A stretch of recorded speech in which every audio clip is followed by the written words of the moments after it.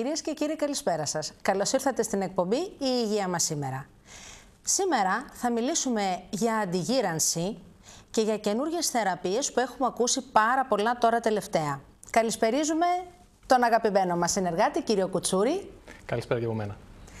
Στην επιθυμία μας να είμαστε πιο όμορφοι, να βελτιώσουμε την εικόνα μας και την ψυχολογία μας και την αρμονία μας πάνω απ' όλα, έχουμε ακούσει πάρα πολλά για τη μεσοθεραπεία τώρα τελευταία. Θα θέλατε να μας πείτε τι είναι και τι εννοούμε λέγοντας μεσοθεραπεία? Η μεσοθεραπεία είναι μια σύγχρονη, απόλυτα ασφαλής και αποτελεσματική θεραπεία, η οποία έχει να κάνει κατεξοχήν με το δέρμα και κυρίως με το δέρμα του προσώπου, αν μιλάμε για μεσοθεραπεία προσώπου. Βλέπουμε λοιπόν εδώ και την εικόνα μας ακριβώς στο σημείο στο οποίο δρούμε. Έχουμε να πούμε το εξής, βέβαια. Ωραία. Ότι αν και είναι σύγχρονη θεραπεία, δεν ανακαλύφθηκε σήμερα. Ανακαλύφθηκε σαν τεχνική και εξελίχθηκε από το 1952 από έναν Γάλλο γιατρό, τον Μισελ Πίστορ. Και όσον αφορά το θέμα της μεσοθεραπείας, για να καταλάβουμε τι ακριβώς κάνουμε, εδώ δείχνουμε μια διατομή δέρματος, όπου στην επιφάνεια είναι η επιδερμίδα, ακριβώς από κάτω το μέσο στρώμα είναι το χώριο και πιο κάτω το κυτρινοπό τμήμα του δέρματος είναι το υποδόριο, δηλαδή το λίπος. Όταν μιλάμε για αντιγύρανση και ανάπλαση, αυτό που μας ενδιαφέρει είναι η εικόνα της επιδερμίδας του δέρματος, αλλά πρέπει να έχουμε καλά στο μυαλό μας ότι αυτό εξορμάται από κάπου στηρίζεται και ακριβώς. Κάποιοι ιστοί είναι από κάτω. Ακριβώς. Οι ιστοί που είναι ακριβώς από κάτω λέγεται ο ιστός, ο κύριος ιστός λέγεται χώριο. Στο πρόσωπό μας έχει ένα πάχος περίπου 2 με 3 χιλιοστά. Οπότε, οτιδήποτε συμβαίνει στο χώριο θα φανεί στην επιδερμίδα. Άρα, εμείς τι θέλουμε? Το χώριο στηρίζει τις στιβάδες της επιδερμίδας μας, δεν είναι, του δέρματός μας. Το χώριο είναι η μεσαία στιβάδα του δέρματος. Μάλιστα. Η επιφανειακή στιβάδα λέγεται επιδερμίδα, Ωραία. η μεσαία στιβάδα λέγεται χώριο. Ωραία. Και η εντοβάθη στιβάδα, η βαθιά στιβάδα λέγεται υποδόριος ιστός ή λιπώδης ιστός. Ωραία, για να καταλαβαίνουμε τα σημεία τα οποία δρούμε. Ναι. Άρα λοιπόν, για να έχουμε αποτέλεσμα στην επιφάνεια του δέρματος, αυτό που θα πρέπει να κάνουμε για να να δημιουργήσουμε αντιγύρανση και ανάπλαση είναι όχι ακριβώς να δουλέψουμε στην επιφάνεια, στην επιδερμίδα. Αν θα δουλέψουμε στο χώριο, αυτό θα προκαλέσει αλλαγή της εικόνας της επιδερμίδας. Άρα εκ των έσω λοιπόν. Άρα λοιπόν θα πρέπει με κάποιο τρόπο να επέμβουμε στο βάθος και εκεί να δώσουμε στα κύτταρα που υπάρχουν, δηλαδή στους ιννοβλάστες, υπάρχουν κύτταρα συγκεκριμένα στο χώριο που λέγονται ιννοβλάστες, οι οποίοι παράγουν κολαγόνο, ελαστίνη και ιαλουρονικό. Είναι δομικά μόρια που αλληλοδιαπλέκονται και δημιουργούν αυτό που βλέπουμε σαν δέρμα. Μάλιστα. Αν λοιπόν εκεί έρθουμε και βοηθήσουμε τους ιννοβλάστες, οι οποίοι με την πάροδο του χρόνου εκφυλίζονται και λιγοστεύουν. Η γύρανση υπέρχεται από τα 23, νομίζω, έτσι δεν είναι, από τα 24. Η γύρανση. Όσο και να μην θέλουμε, δυστυχώς. Δυστυχώς η γύρανση ξεκινάει με τη γέννηση. Ωραία. Ξεκινάμε, ανεβαίνουμε σε ηλικία, είμαστε καλοί και μετά αρχίζει να υπάρχει φθορά. Η φθορά υπάρχει πάντα μέσα μας. Μάλιστα. Οπότε, δουλεύουμε με τη μεσοθεραπεία στους εντοβάθειοι ιστούς, όπου ερχόμαστε και μεταφέρουμε ουσίες που προκαλούν αντιγύρανση και ανάπλαση. Βοηθούν δηλαδή τους ιννοβλάστες να παράγουν κι άλλο κολαγόνο, άρα το δέρμα μας να δείχνει πιο ζωντανό και πιο φρέσκο. Επεμβαίνουμε λοιπόν στη γύρανση των κυττάρων του μεσοδέρματος στο χώριο. Ακριβώς. Επεμβαίνουμε εκεί που υπάρχει το βασικό πρόβλημα και εκεί θα δώσουμε τη λύση. Πώς γίνεται λοιπόν? Η διαδικασία είναι πάρα πολύ απλή. Δυστυχώς, οι περισσότερες κρέμες δεν μπορούν να περάσουν τις ουσίες αυτές που έχουμε ανάγκη για το δέρμα μας με απλή επάλυψη. Άρα λοιπόν έχουμε βρει ήδη από το 1952 ότι με μια πολύ λεπτή βελόνα, με αποτέλεσμα η διαδικασία να είναι άκρως ανώδυνη, δεν μπορεί να είναι καθόλου. Σημαντικό αυτό. Δεν μπορεί να είναι καθόλου. Είναι πάρα πολύ λεπτή βελόνα, είναι 4 χιλιοστά και πάρα πολύ λεπτή σε διάμετρο. Ερχόμαστε λοιπόν και το διάλειμμα της μεσοθεραπείας το περνάμε κάθε 1,5 με 1 εκατοστό απόσταση και εμφυτεύουμε το διάλειμμα αυτό ακριβώς εκεί που το έχουμε ανάγκη στο χώριο. Ένας τρόπος είναι αυτός. Ο δεύτερος τρόπος είναι με ένα ρόλερ, δηλαδή με ένα κύλινδρο που στην επιφάνειά του έχει μικρές βελονίτσες. Περνούμε με τις βελόνες στο δέρμα και αλήφουμε μετά το διάλειμμα της μεσοθεραπείας και αυτό απορροφάται από το χώριο. Θέλουμε ανάπλαση και αναγέννηση εκεί που υπάρχει το πρόβλημα, δηλαδή στο βάθος του δέρματος. Αυτό το κάνει η μεσοθεραπεία. Ωραία λοιπόν. Για πείτε μας, το διάλειμμα αυτό που λέτε, ότι κάνουμε έγχυση, Ναι.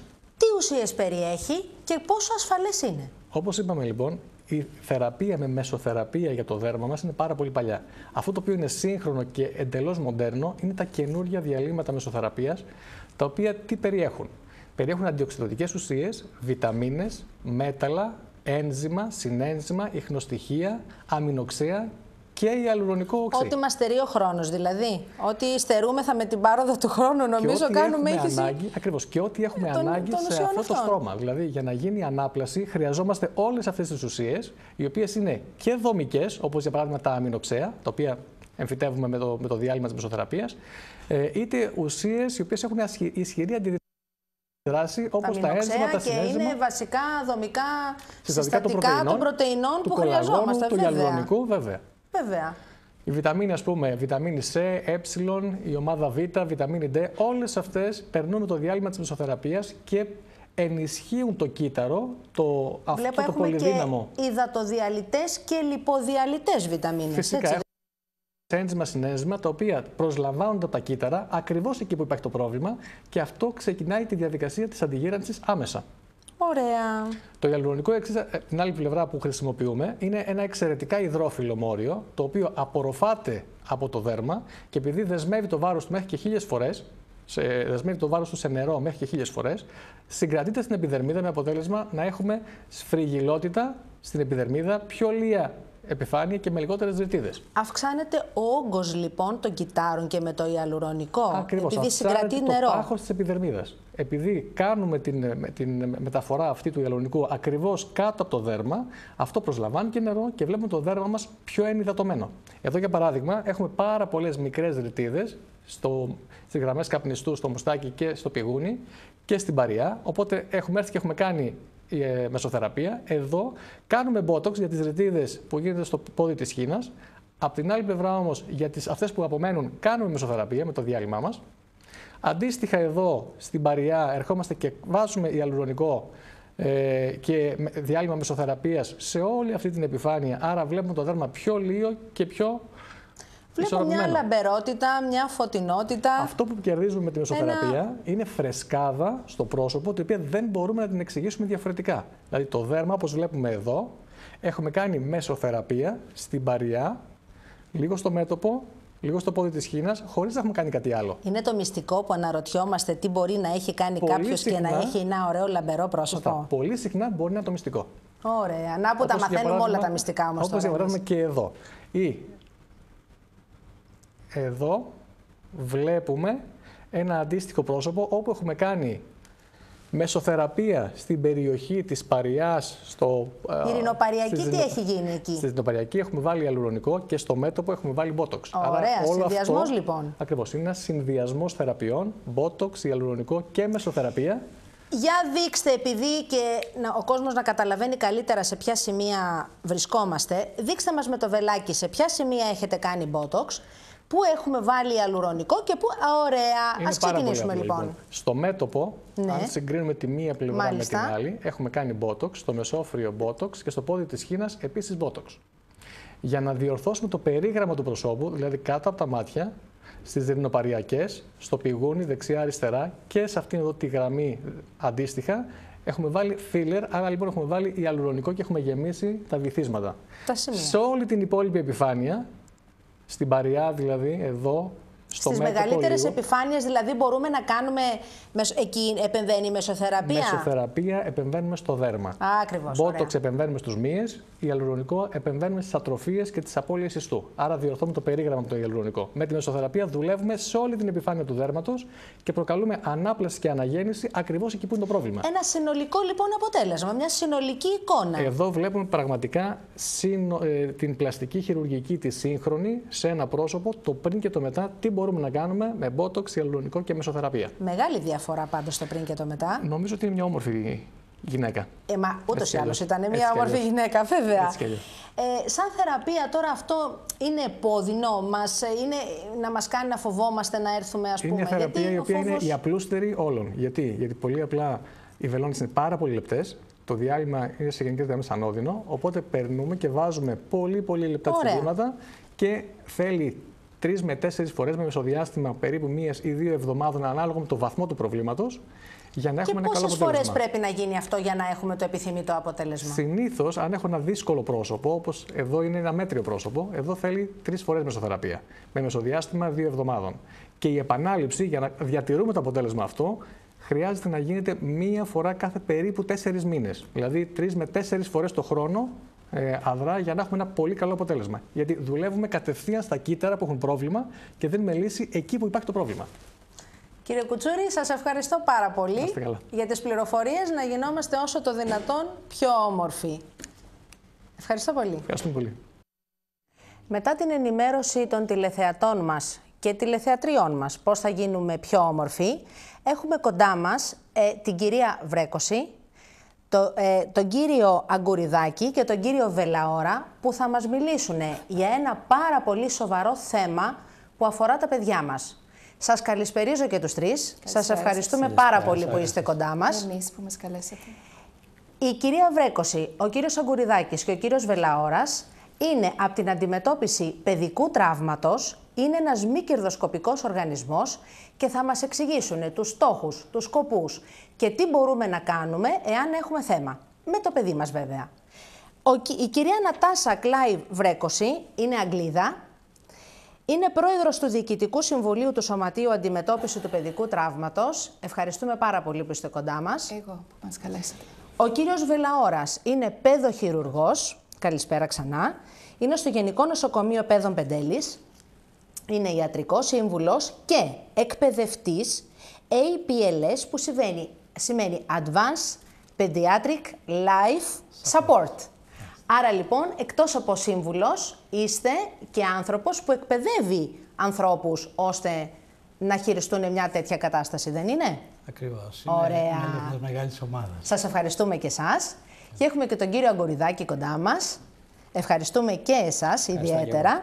Είστε επίκουρος καθηγητής επίγουσας ιατρικής στο Πανεπιστήμιο Κρήτης, διευθυντής του Τμήματος Επιγόντων Περιστατικών στο Παγνί, στο Νοσοκομείο Ηρακλείου και πρόεδρος της Ελληνικής Εταιρείας Επίγουσας Ιατρικής. Ακριβώς. Εντάξει μέχρι εδώ, καλά τα λέμε.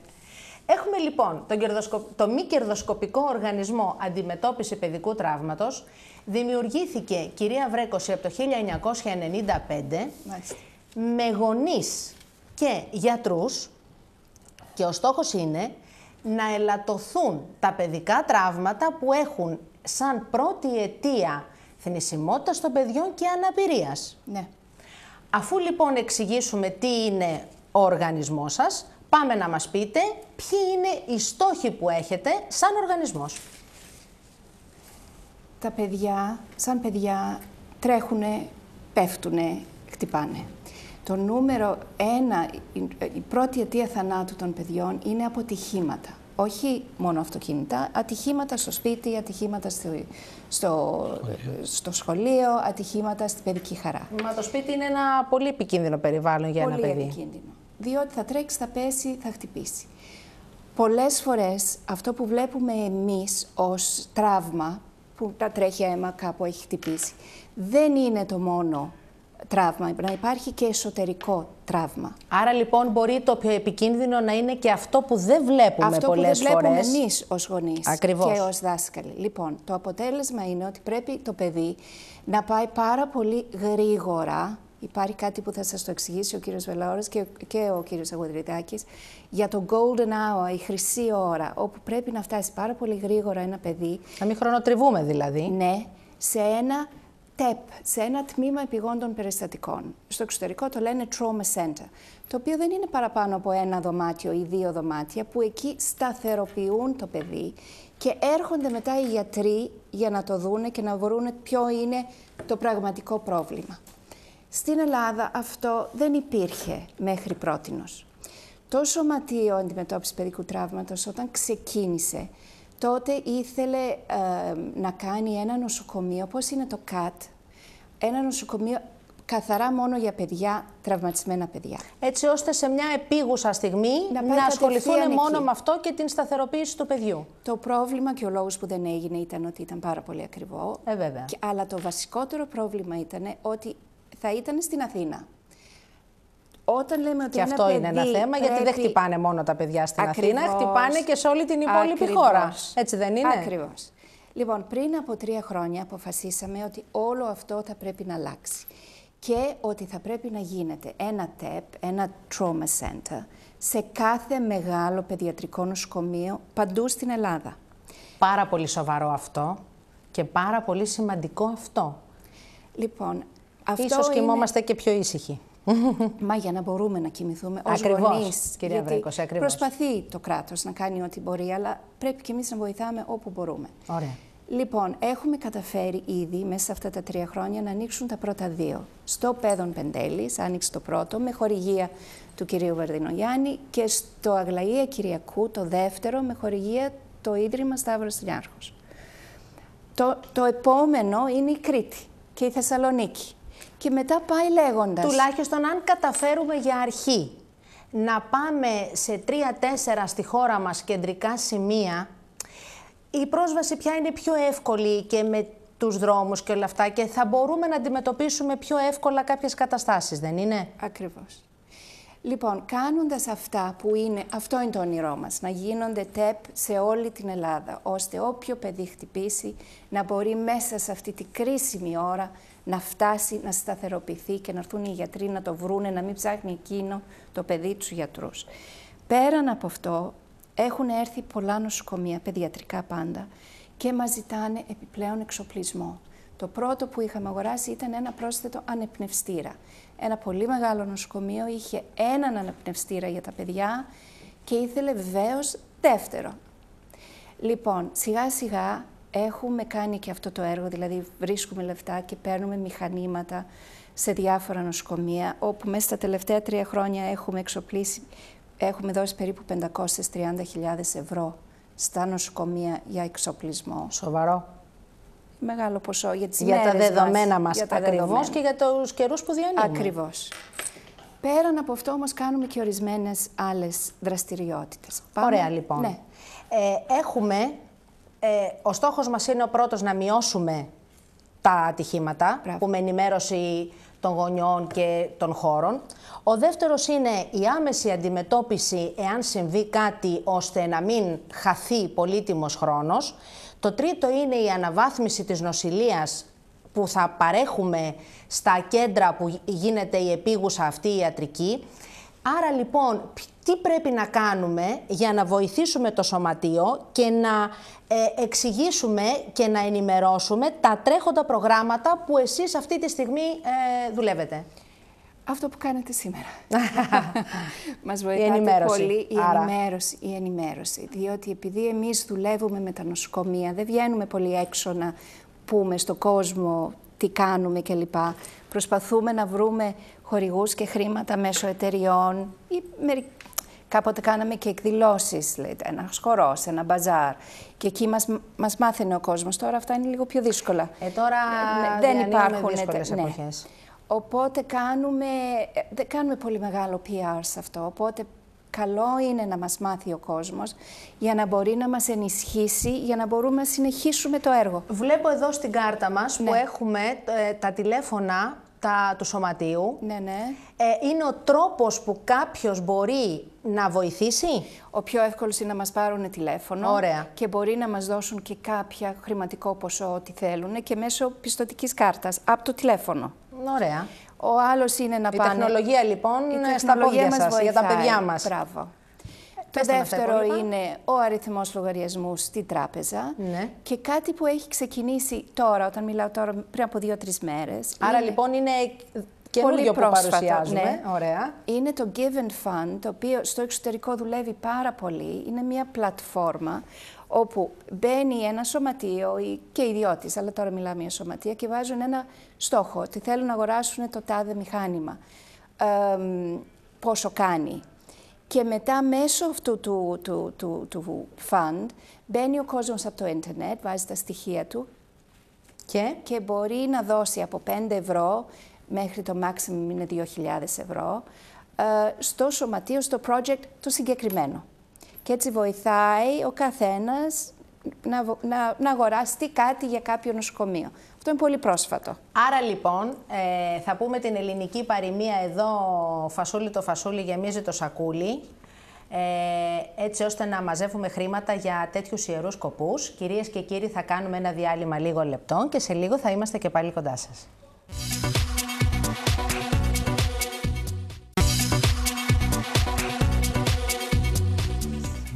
Επιστρέψαμε, κυρίες και κύριοι, από το διάλειμμά μας και συνεχίζουμε την πολύ ενδιαφέρουσα συζήτηση που έχουμε για την αντιμετώπιση του παιδικού τραύματος. Έχουμε τον κύριο Βελαώρα και μαζί σας θα πούμε πόσο κρίσιμη είναι, επειδή το παιδί, ο οργανισμός του και η φυσιολογία του είναι διαφορετική από τον ενήλικα, πόσο σημαντικό είναι το άμεσο και η άμεση αντιμετώπιση την πρώτη ώρα του τραύματος που θα συμβεί κάτι στο παιδί μας. Πέστε μας γι' αυτό λοιπόν. Πολύ σωστά αναφέρατε τις διαφορές και στη φυσιολογία και στην ανατομία αλλά και στη ψυχολογία του παιδιού από τον ενήλικα.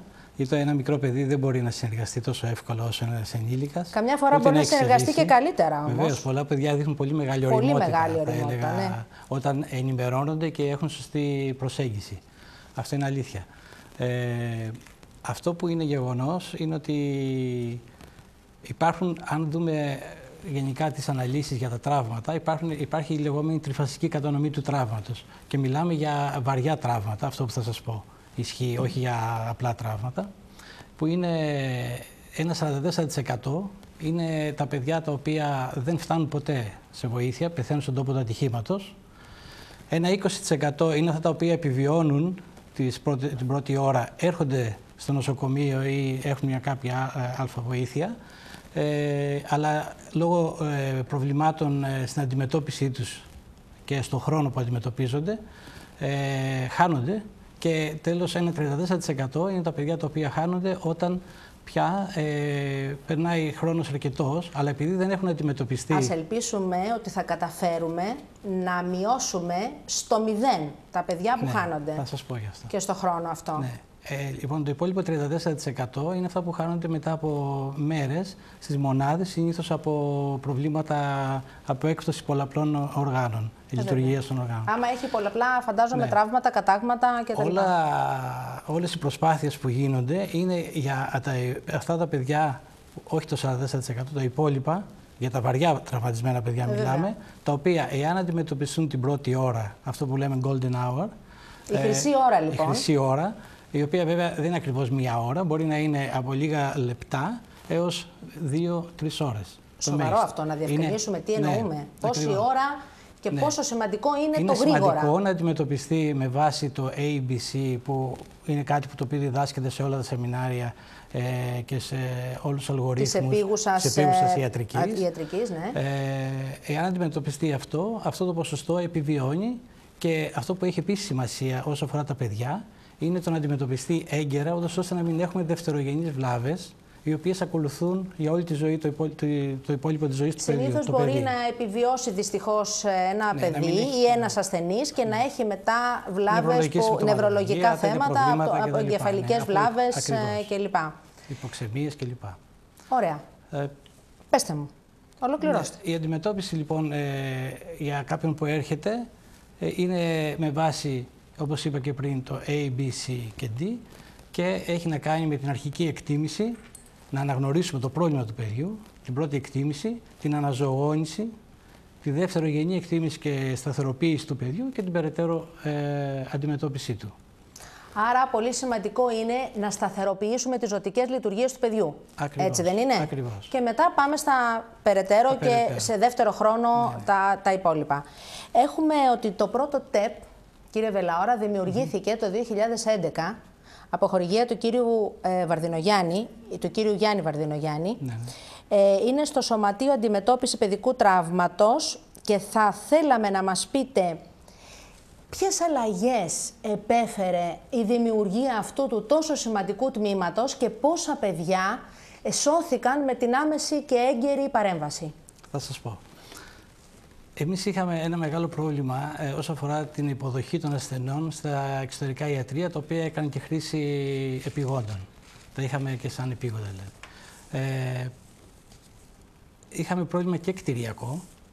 Η αίθουσα δηλαδή που είχαμε δεν ήταν επαρκής.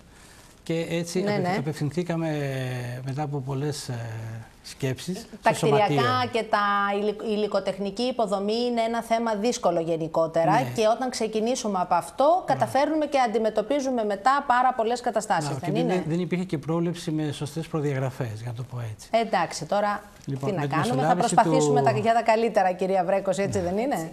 Έτσι με είναι. τη μεσολάβηση του Σωματείου Αντιμετώπισης Παιδικού Τραύματος, όντως καταφέραμε κάτι το οποίο φαίνεται πάρα πολύ δύσκολο. Ενώσαμε 2 αίθουσες, ανακαινίστηκε όλος ο χώρος, δηλαδή δεν ήταν μόνο θέμα εξοπλισμού ιατρικού, ήταν από το απλό δάπεδο που μπορεί να γίνει χρήση διαθερμίας. Κάπου να στεγάσουμε λοιπόν την προσπάθειά μας, δεν είναι? Και να βάλουμε και τα μηχανήματά μας. Ναι, ακριβώς όλα αυτά. Εξεταστικό κρεβάτι με όλους τους αυτοματισμούς, προβολή στα πάντα. Οξυγόνα, φαντάζομαι, κλπ. Όλα αυτά έγινε μια μεγάλη ανακαίνιση λοιπόν σε 2 αίθουσες, οι οποίες ενώθηκαν, ήταν χωριστές πρώτα, και πήραμε όλο τον εξοπλισμό με φροντίδα του Σωματείου, όπως ξαναλέω, με αποτέλεσμα σήμερα να υπάρχει ένα πάρα πολύ καλό επίπεδο παρεχόμενης υγείας. Και για τα παιδιά που έρχονται για πρώτη φορά και εξετάζονται στο χώρο αυτόν, αλλά και αυτά που έχουν τραύμα, και χρησιμοποιεί το χώρο όχι μόνο από μένα που είμαι χειρουργός από την κλινική μου, αλλά και από τους ορθοπαιδικούς, από τους οφθαλμολόγους. Άρα λοιπόν έχουμε ένα συνδυασμό πάρα πολλών ειδικοτήτων, ναι, που ο καθένας βοηθάει. Αναγκαστικά κάναμε αυτό το συνδυασμό, σας είπα, λόγω του χώρου. Βέβαια. Αλλά ποιο είναι το σημαντικό? Την περίπτωση που έρχεται ένα παιδί βαριά τραυματισμένο, αλλά και παιδί που είναι βαριά στην υγεία του από παιδιατρικό ανώσημα, ας πούμε ένα σηπτικό σοκ, ένα καρδιογενές σοκ κτλ. Υπάρχει δυνατότητα με χρήση όλων αυτών των μηχανημάτων που έχουμε να υποστηρίξετε το παιδί. Να διαπιστώσουμε ποιο είναι το πρόβλημα, ή τουλάχιστον να πάρουμε μια κατευθυντήρια γραμμή προς τα που είναι το πρόβλημα και να κάνουμε τις πρώτες απαραίτητες ενέργειες. Και θα ήθελα να πω ότι όσο αφορά τα επίγοντα, οι πρώτες ενέργειες είναι λίγο πολύ ίδιες για όλα, όποιο πρόβλημα και να υπάρχει. Βέβαια, φαντάζομαι η ανάνυψη αναπνοής. Για μένα, εκεί είναι η αξία του ΤΕΠ. Βέβαια. Καταλάβατε, όχι μόνο για το τραύμα, άσχετο πως εκμεταλλευτήκαμε την κυρία Βρέκωση. Βέβαια, άμα εκμεταλλευόμαστε για το κοινό καλό, είναι ωραίο αυτό, έτσι δεν είναι? Ναι, προσέφερε τέτοια δυνατότητα που δεν υπήρχε στο νοσοκομείο μας. Ωραία. Και έτσι, ευτυχώς αυτή τη στιγμή έχουν επισκεφθεί τα ΤΕΠ 9.000 παιδιά. Έχουν νοσηλευτεί στη χειρουργική κλινική 270 που ήταν από τροχαία τραύματα κτλ.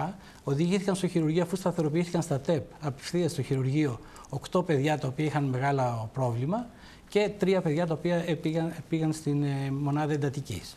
Επίσης, 2 άλλα παιδιά τα οποία χρειάστηκαν νευροχειρουργική, επειδή εμείς δεν έχουμε δυνατότητα αυτή τη στιγμή στο νοσοκομείο μας ακόμα τουλάχιστον, διακομίστηκαν με ασφάλεια και αντιμετωπίστηκαν άμεσα στο κέντρο υποδοχής. Ωραία.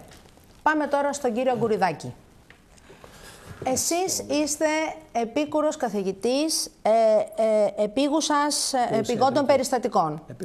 Επίγουσας ιατρικής. Πέστε μας λίγο για να καταλάβουμε τι σημαίνει ο όρος αυτός.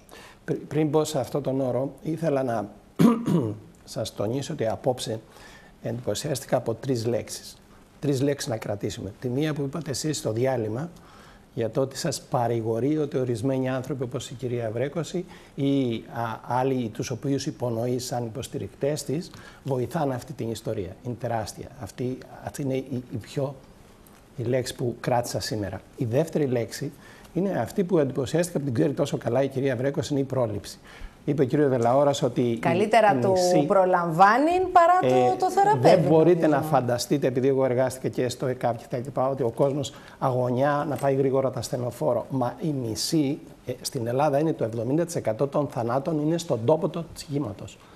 Πίσω σου να είναι το ασθενοφόρο δεν γλιτώνεις. Άρα η πρόληψη γλιτώνει το 70%. Νομίζω έχουμε διορθωθεί λίγο ως προς αυτό. Δηλαδή ο χρόνος που θα έχουμε την παρέμβαση του ασθενοφόρου δεν είναι όπως ήταν παλιά όμως. Είναι πολύ καλύτερος, αλλά ακόμα και τότε σας λέω ότι το 70% είναι νεκρό από την κάκωση την ίδια. Θα διορθωθούμε όμως. Εκεί είναι μόνο η πρόληψη. Έτσι. Δεν υπάρχει άλλος τρόπος. Κανένας. Και η τρίτη οντότητα, αν θέλετε, που αφορά και την επίγουσα ιατρική, είναι η ιατρική αντιμετώπιση, η οποία ξεκινάει από τον τόπο του συμβάντος, ή αυτό είναι τραύμα ή είναι αλλεργικό είδημα, ας πούμε, έτσι, αναφυλαξία. Εντάξει, τώρα και σε ένα αλλεργικό σοκ έχεις δευτερόλεπτα, η αντιμετώπιση ξεκινάει από εκεί, συνεχίζει με την προνοσοκομιακή φροντίδα και καταλήγει στα ΤΕΠ και μερικές φορές διακομίζεται, όπως είπε ο κ. Βελαώρας. Αυτό λοιπόν θέλει 2 πράγματα. Το ένα είναι η ιατρική εκπαίδευση αυτών που ασχολούνται γιατροί και διασώστες και νοσηλευτές, και αυτό το κομμάτι είναι ευθύνη του κράτους και των εταιριών και των πανεπιστημίων, και το δεύτερο είναι ο εξοπλισμός, που και αυτό είναι ευθύνη του κράτους, αλλά επειδή τα πράγματα είναι δύσκολα τώρα, εκεί παρεμβαίνουν και άριστα κάνουν ορισμένοι πραγματικά φιλέλληνες, να το πω. Ο διασώστης βέβαια έχει και την ευθύνη μιας ζωής, οπότε το training, η εκπαίδευση είναι, θεωρώ ότι δεν είναι πολύ σημαντικό. Αυτές οι τρεις λέξεις λοιπόν νομίζω ότι πρέπει να μας μείνουν απόψε. Τώρα όσον αφορά τα τμήματα επιγόντων περιστατικών, δυστυχώς από το 1985 που αποφασίστηκε από το ΚΕΣΥ να δημιουργηθούν τμήματα επιγόντων, έχουν περάσει μέχρι τώρα 30 χρόνια. Σιγά σιγά δεν έχει γίνει τίποτα και πραγματικά η κατάσταση είναι τραγική, γιατί με στοιχεία του Υπουργείου Υγείας του 2009 περίπου 6 εκατομμύρια κόσμος επισκέπτεται. Εγώ σας λέω ότι είναι λάθος και είναι περισσότερα, γιατί δεν υπάρχει κεντρική καταγραφή. Αλλά περίπου ένα Έλληνας ανά χρόνο, κάτοικος της Ελλάδας, όχι Έλληνας, επισκέπτονται τα ΤΕΠ, που σημαίνει ότι πάνω από 6 εκατομμύρια το χρόνο συσσωρεύονται στα ΤΕΠ. Και βλέπετε τις εικόνες που είδαμε τώρα, οι οποίες είναι εικόνες ντροπής. Εγώ έχω επισκεφτεί όλα τα νοσοκομεία της χώρας. Φαντάζομαι. Πραγματικά η κατάσταση είναι τραγική. Και το τραγικότερο όλων είναι ότι μπορεί να διορθωθεί και εύκολα και χωρίς, να μην σας πω ότι μπορεί να κερδίσουμε και χρήματα, να γλιτώσουμε χρήματα και να γλιτώσουμε και ανθρώπινες ζωές. Αρκεί να αναγνωριστεί επιτέλους η επίγουσα ιατρική στην Ελλάδα και να στελεχωθούν αυτά τα τμήματα με γιατρούς οι οποίοι είναι εκπαιδευμένοι να αντιμετωπίζουν το επίγον. Ή τραύμα είναι αυτό ή μη τραύμα. Είναι τόσο απλά που δεν καταλαβαίνω πραγματικά ακόμα, γιατί δεν έχει γίνει. Πιθανώς χρειαζόμαστε λίγο καλύτερη ενημέρωση. Χρειαζόμαστε απλώς, πιστεύω, να πείσουμε τους παραπάνω ότι έτσι λίγη είναι προσπάθεια, λίγη εκπαίδευση. Αλλά νομίζω ότι δεν μπορούμε να κομίσουμε γλάφκα της Αθήνας. Όταν 60 προηγμένες χώρες στον κόσμο όλες έχουν υιοθετήσει την επίγουσα ιατρική, όλες έχουν οργανώσει τα ΤΕΠ. Εμείς τι περιμένουμε? Η Τουρκία το έχει φτιάξει από το 1992. Θα περιμένουμε σωστή ενημέρωση, πιστεύω, η οποία είναι πολύ σημαντική και γίνεται. Η ενημέρωση Έχουμε ξεκινήσει. Η ενημέρωση έχει γίνει λεπτομερέστατα, στο υψηλότερο επίπεδο που υπάρχει στη χώρα. Έχει γίνει, αλλά πραγματικά πιστεύω ότι... Άρα λοιπόν πρέπει να διαχειριστούμε σωστά επιστήμονες, χώρους, φορείς. Πρέπει να διαχειριστούμε σωστά την κρίση μας. Είναι τεράστια κρίση αυτή. Είναι τεράστια κρίση. Αυτό το βλέπετε στις εφημερίδες κάθε μέρα. Δηλαδή, νομίζω ότι το ΤΕΠ είναι ο καθρέπτης του Εθνικού Συστήματος Υγείας. Κάθε συστήματος υγείας. Εκεί κρίνονται όλα. Εκεί κρίνεται και η πρωτοβάθμια φροντίδα. Τη στέλνεις εκεί. Είναι η πρώτη γραμμή πυρός που θα πρέπει να δώσουμε, κοιτάξτε, νομίζω. Εκεί κρίνονται οι πάντες και τα πάντα. Βέβαια. Εκεί θα κριθώ εγώ από την προνοσοκομιακή ιατρική, πώς παραλαμβάνω ένα άρρωστο. Εκεί θα κριθώ εγώ που εργάζομαι στα ΤΕΠ από την κλινική, πώς τον αντιμετώπισα. Βέβαια. Από τον κύριο Βελαώρα, από τη μονάδα, θα κριθώ από τους πάντες και θα κρίνω τους πάντες. Πόσο καλά τον έφεραν τον άρρωστο, πόσο καλά δούλεψε το ΕΚΑΒ, πόσο άμεσα λειτουργήσαν τα εργαστήρια και τα χειρουργεία. Βέβαια. Είναι ο κόμβος, εγώ το λέω λιδία λίθος του ΕΣΥ, είναι τα ΤΕΠ. Και άρα λοιπόν πρέπει να κάνουμε προσπάθειες ως προς εκείνη την κατεύθυνση, με φορείς, ξανά, με πίεση και με προσωπική πρωτοβουλία και όσο το δυνατόν μεγαλύτερη και σωστότερη ενημέρωση και εκπαίδευση. Από εκεί πρέπει να αρχίσουμε. Ωραία. Και να τελειώσουμε εκεί. Να αρχίσουμε από εκεί και να τελειώσουμε φεύγοντας ο ασθενής υγιής στο σπίτι του. Ναι. Με όσο το δυνατόν λιγότερες απώλειες. Αυτό είναι νομίζω ο στόχος σήμερα. Για πέστε μας τώρα για το Παγνήτο νοσοκομείο που είσαστε εσείς. Πόσο αναγκαίο είναι να εξοπλιστεί, γιατί είπαμε πριν ότι είναι πολύ αναγκαίο. Τι θέλουμε, τι χρειάζεται και πώς μπορούμε να το κάνουμε αυτό? Εμείς τα τελευταία 4-5 χρόνια έχουμε καταφέρει να φτιάξουμε το μοναδικό νοσοκομείο στην Ελλάδα που έχουμε φτιάξει μια ιατρική ομάδα με δανεικούς, με παρακάλια, με μέσον, με ό,τι θέλετε. Μια ιατρική ομάδα η οποία είναι αποκλειστικής απασχόλησης στο ΤΕΠ. Αυτό σημαίνει ότι αυτοί οι άνθρωποι εργαζόνται. 24 ώρες το 24ωρο, λοιπόν. Μέρα παραμέρα εφημερεύουν την δύο νοσοκομεία, αλλά όταν εφημερεύουν έχουμε δικούς μας γιατρούς, οι οποίοι αντιμετωπίζουν, θα έλεγα, το 80%. Το ΤΕΠ προσπαθήσαμε και φτιάξαμε μια ξεχωριστή πτέρυγα για τα παιδιά, γιατί τα παιδιά κατά τα ψέματα είναι τα πιο πολύτιμα. Βέβαια, είναι οι ελπίδες μας για το μέλλον. Είναι οτιδήποτε. Και έτσι έχει γίνει μια πτέρυγα, στην καινούργια πτέρυγα έχουμε αφιερώσει ένα πολύ μεγάλο και πολύ ωραίο χώρο, όπου αντιμετωπίζονται τα παιδιά, το μη τραύμα. Το τραύμα Έχουμε ετοιμάσει μια αίθουσα αρκετά μεγάλη, με καλή υποδομή αέρια, οξυγόνα κτλ.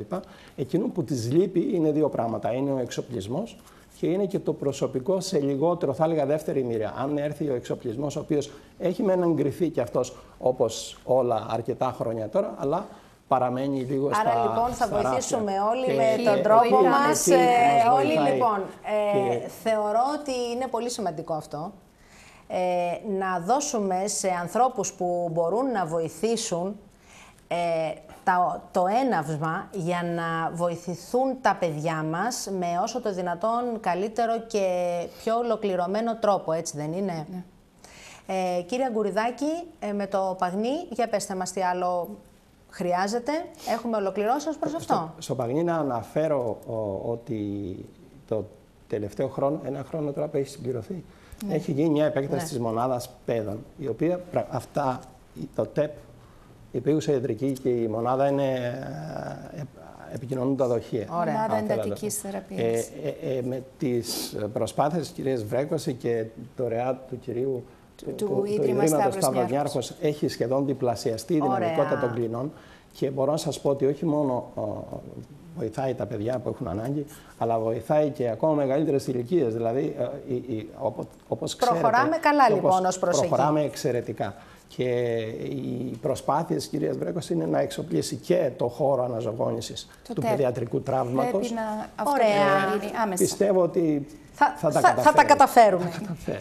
Επιστρέφουμε στην κυρία Βρέκωση λοιπόν και να πούμε, που είναι πάρα πολύ σοβαρό, για την πρόληψη λοιπόν. Ναι.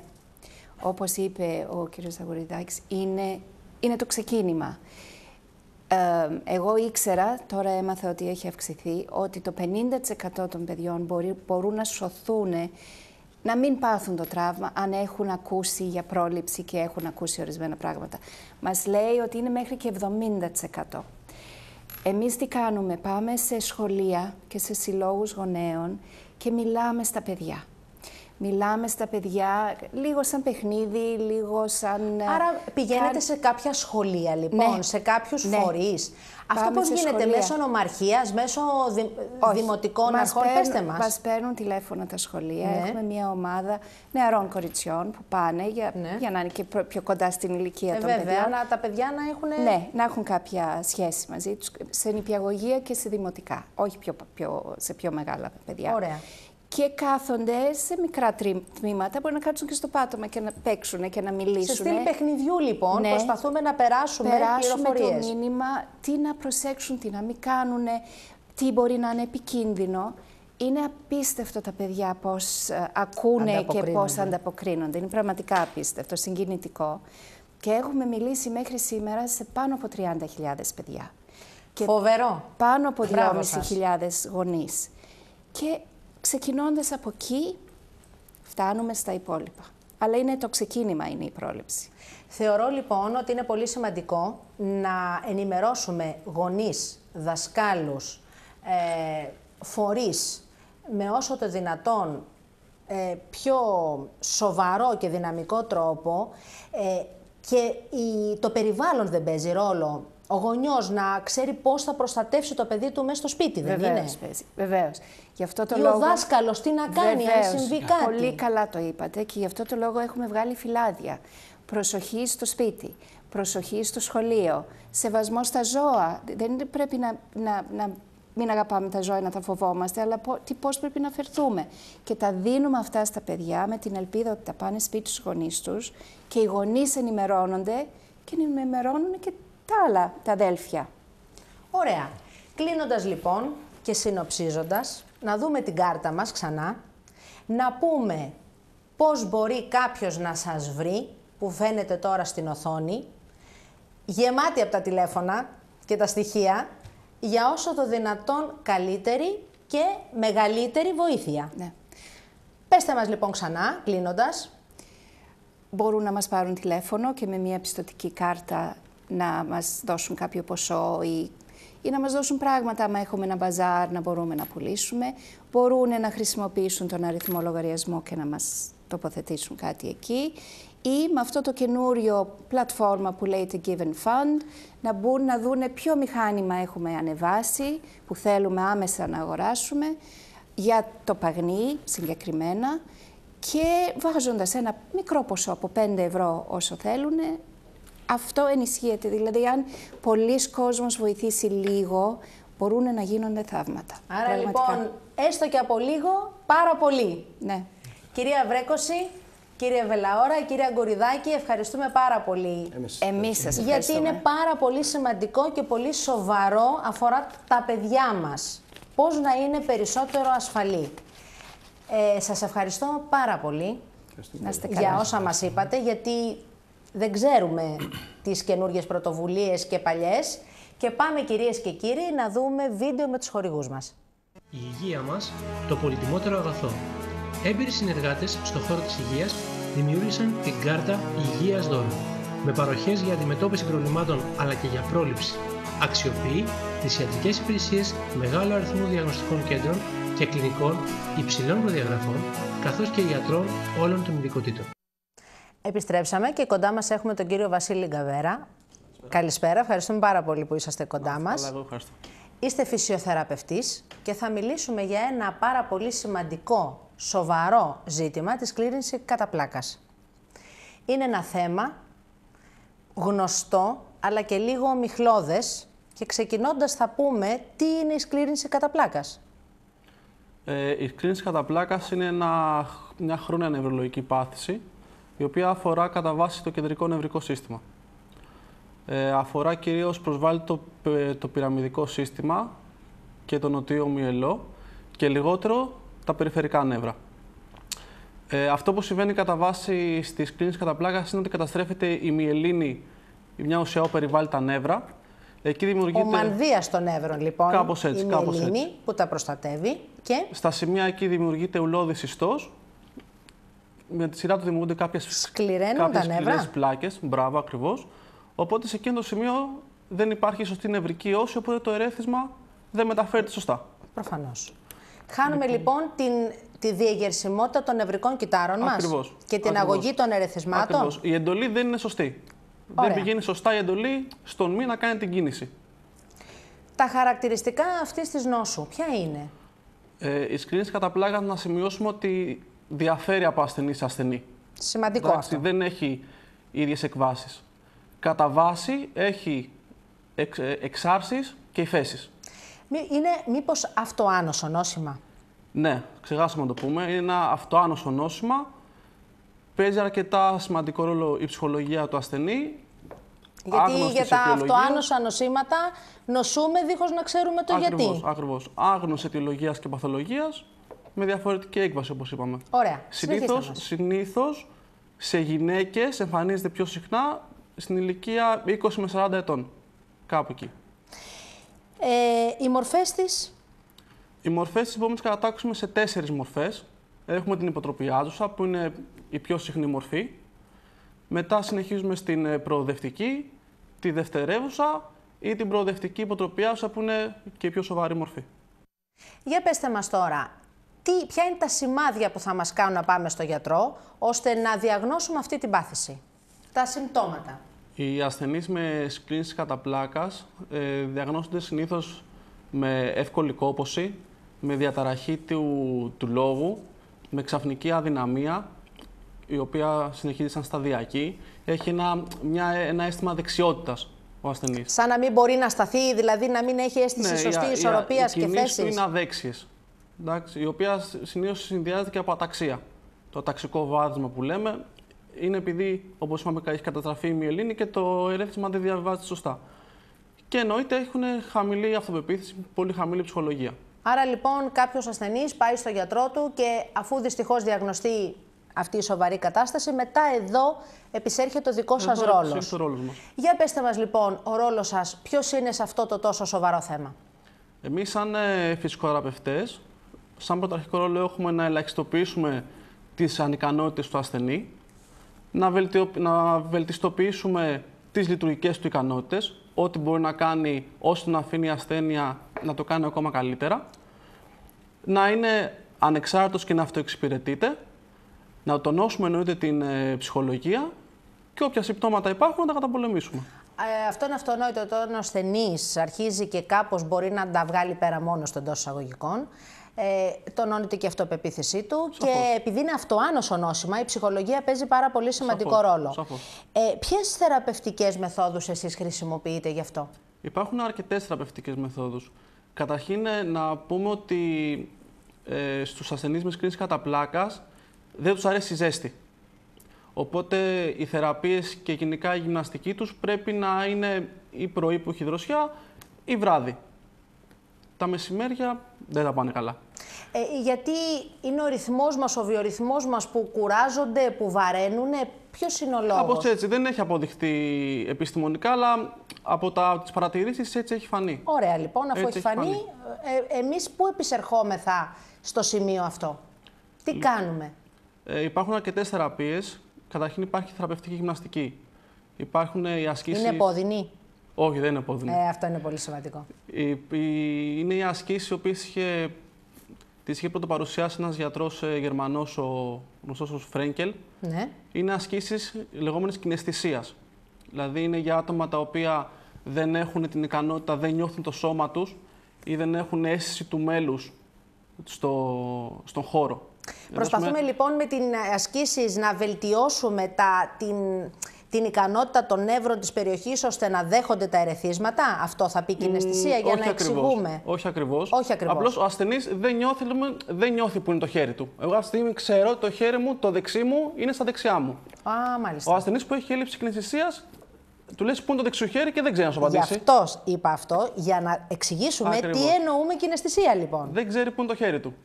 Οπότε είναι κάποιες συγκεκριμένες ασκήσεις όπου μέσω της όρασης και του προσανατολισμού προσπαθούμε να εκπαιδεύσουμε τον ασθενή. Πολύ σοβαρό, να έχει συναίσθηση των μελών του. Ακριβώς. Για να μπορεί να λειτουργήσει. Είναι πολύ σοβαρό, να μην ξέρεις πού είναι το χέρι σου, να μην ξέρεις πού είναι το πόδι σου. Βεβαίως, φοβερό. Επίσης, τι άλλο κάνετε? Επίσης υπάρχουν τελευταίες μέθοδοι το πιλάτες ή το λειτουργικό πιλάτες. Ναι. Τελευταία μοντέρνες μέθοδοι. Το πιλάτες σαν αρχή έχει τη σταθερότητα του κορμού. Σταθερός κορμός σημαίνει και σταθερό σώμα, σταθερά άκρα. Πολύ σημαντικό για ασθενείς με κρίνηση κατά πλάκας, οι οποίοι λόγω της αταξίας και της έλλειψης των ερεθισμάτων έχουν αστάθεια και όλο αυτό το πράγμα είναι επικίνδυνο στην καθημερινότητά τους. Αυτό πώς γίνεται? Γίνεται με ασκήσεις εδάφους ή με μπάλες ή με πλατφόρμες ισορροπίας, διάφορες μέθοδοι να αυξήσουμε να κάνουμε τον κορμό μας πιο σταθερό, δηλαδή, να μπορούμε να στηριχτούμε το σώμα μας, να έχουμε αίσθηση. Αν δεν σταθεροποιήσει τον κορμό, δεν μπορεί να σταθεροποιήσει τα άκρα. Άλλο. Στη συνέχεια έχουμε... Βλέπουμε ασκήσεις πιλάτες που κάνουν οι ασθενείς σας. Κάπως έτσι. Εξετάσεις οι οποίες... Είναι λίγο προχωρημένες για τους ασθενείς. Και ασκήσεις, ναι, είναι λίγο προχωρημένα, αλλά είναι παρήγορο και μας δίνει και ελπίδα, έτσι ακριβώς, δεν είναι? Ακριβώς. Ωραία. Τι άλλο κάνετε λοιπόν? Έχουμε τη μέθοδο PNF. Στα ελληνικά είναι ιδιοδεκτική νευρομυϊκή διευκόλυνση, που μέσα από φυσιολογικά πατέντα του σώματος και κινήσεις επανεκπαιδεύουμε την κίνηση του ασθενή που τυχόν έχει χάσει. Πέστε μας ξανά τη μέθοδο αυτή, γιατί καταλαβαίνω ότι είναι κάτι πάρα πολύ σημαντικό. Πέστε μας πάλι. Ονομάζεται μέθοδος PNF. PNF λοιπόν. Μπράβο. Και σημαίνει ιδιοδεκτική νευρομυϊκή διευκόλυνση. Που σημαίνει στην ουσία ότι μαθαίνουμε ξανά στον ασθενή τη φυσιολογική του κίνηση. Άρα την ιδιοδεκτικότητα που έχει ο καθένας μας, που είναι ο τρόπος που είναι το σώμα μας και που λειτουργεί, του το ξαναμαθαίνουμε. Ακριβώς. Σοβαρό και φοβερό. Σοβαρό, διότι έχει αυτό που εμείς θεωρούμε ως αυτονόητο, ο ασθενής δεν μπορεί να το κάνει. Αυτό είναι σίγουρο.